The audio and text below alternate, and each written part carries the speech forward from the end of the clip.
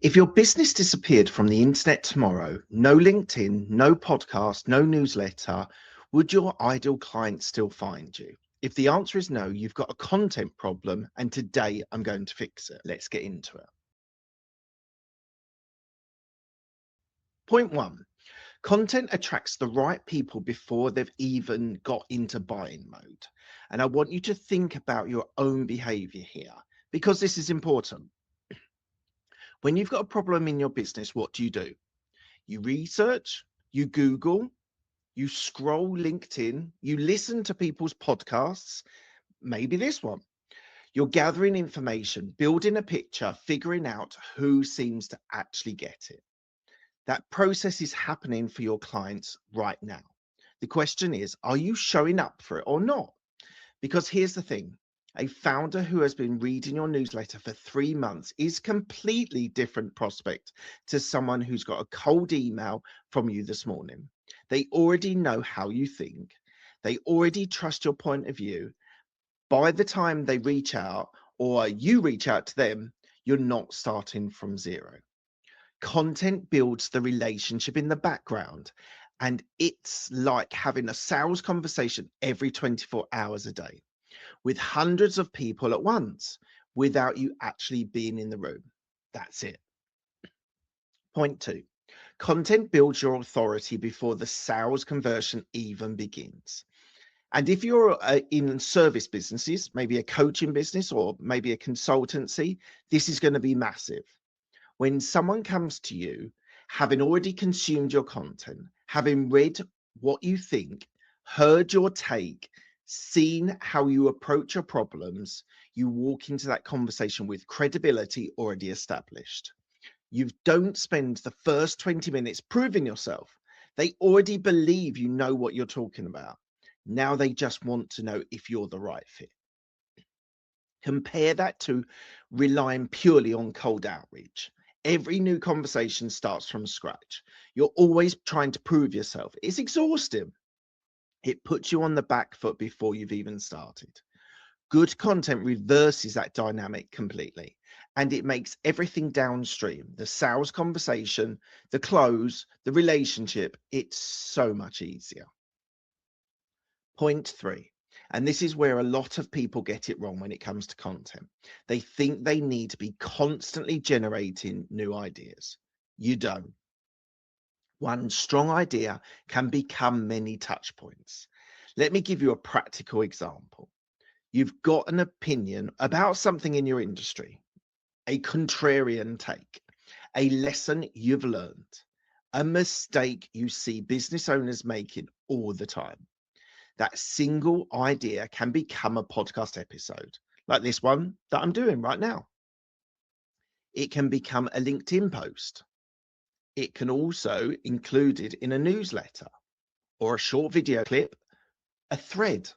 Same idea, same thinking, 5 or 6 different pieces of content, each one reaching to a slightly different audience, each one reinforcing your position. When you start thinking about content as a system rather than a daily burden, it becomes manageable. You're not creating from scratch every day.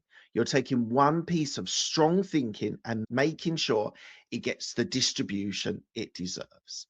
I want to tell you about something I did recently that every founder should do. I ran my own business through CEO Friend, the AI strategy platform, and asked it to analyze my marketing and sales foundations.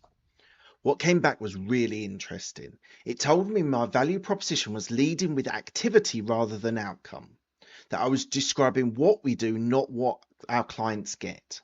It gave me a recommended value proposition reframe, and I love the part that told me what to stop, fix, and invest more energy in. My biggest blocker was how I was positioning myself in my business. All of it accurate, none of it comfortable. But that's what a good advisor does. CEO Friend gives an AI-powered advisor across finance, strategy, marketing, and growth. It's personalized to your business, built on your own data, executive level thinking, available on demand without the cost of a full advisory board. Your first month is free if you head to ceofriend.ai/offer and use my own personalized code BGT10. Links in the show notes. Point 4. This is something I don't think enough business owners sit with honestly enough. The majority of your clients are not ready to buy right now. At any given moment, only a small percentage of your market is actively in buying mode. The rest, they're aware that they've got a problem, they're thinking about solving it, but the timing isn't right yet. The pain is not acute enough. They haven't decided who they trust. And if you're not staying in front of those people consistently with content that's useful, that's relevant, that keeps you top of mind, you're invisible by the time they're ready to make a move. This is where newsletters, podcasts, consistently present on LinkedIn, all of that becomes incredibly powerful. Not because it's selling, because it's present. So when the moment comes, when it's urgent, you're the first person they think of. Not because you're chasing them, because you are consistently helping them. That's a very different energy to constantly hunt for new business. And it's far more sustainable way to grow long term. Point 5, content creates referral moments in a way that paid ads simply never will. When you publish something that genuinely resonates, something useful, something that challenges conventional thinking, something that makes people go, yes, that's exactly me, people will share it. And even a share is a warm introduction to a new audience you don't have to pay for or pursue. One strong LinkedIn post can bring you 10 new connections who never have to find you in any other way. One podcast episode can be recommended in a WhatsApp group or a community, and suddenly you've got 30 new listeners overnight. Content is shareable in a way that your sales conversations aren't. When you say something worth sharing, your audience becomes your distribution. So ask yourself something honestly. Is what I'm putting out genuinely shareworthy? Is it useful enough, interesting enough, specific enough that someone who would forward it on to a colleague and say, you need to read this or see this? That's the bar we're aiming for.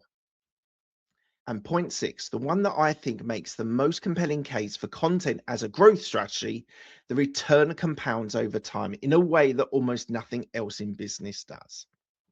Think about paid ads. You put money in, you get leads out. You stop spending, the leads stop coming. It's a tap, on, off, done. Content doesn't work like that.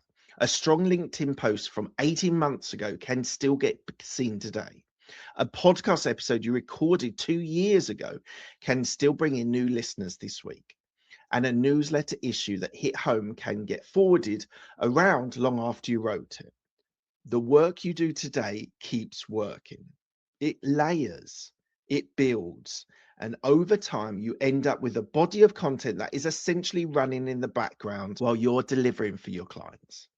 That's the compounding effect. And it's why that businesses that commit to content early consistently outperform those that don't. Revenue is vanity, profit is sanity, and content is a long game. Remember that. So let me pull this all together for you. Content grows your business because it attracts the right people before they're in a buying mode. It establishes you as authority before the sales conversation starts. It lets you multiply one strong idea across multiple platforms. It nurtures the people who aren't ready to buy at the moment. It creates a sharing momentum that paid ads never will.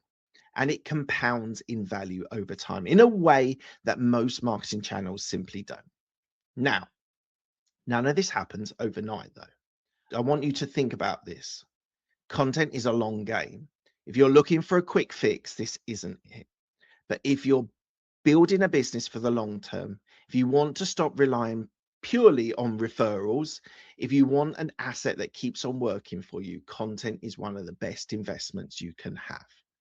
Start somewhere, pick a platform, show up consistently, say something worth saying, And if you've been listening to this show for any length of time, well, that's already the content flywheel in action right now. Thank you very much for joining me today. If you found value from this episode, please drop a comment below. Please like it, and share it with someone that you think needs to hear it. As always, thank you very much for your time, and on to the next one.